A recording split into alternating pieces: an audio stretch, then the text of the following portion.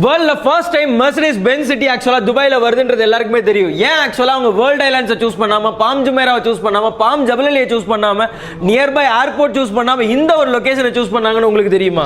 இந்த ஒரு நாதல் ஷேபா மெய்தான் லொகேஷனை ஏன் பிரீமியம் லொகேஷன் சொல்றாங்க, வெல்த்தியஸ்ட் பீப்புள் லிவ் பண்ணக்கூடிய லொகேஷன் சொல்றாங்கன்னா பிகாஸ் இங்க ராயல் ஃபேமிலி வாழ்றாங்க. நாதல் ஷேபாவோட ரேஸ் கோர்ஸ் இங்க தான் இருக்கு. $30 மில்லியன் இயர்லி ஆக்சுவலா வேர்ல்டு கப் நடக்குது.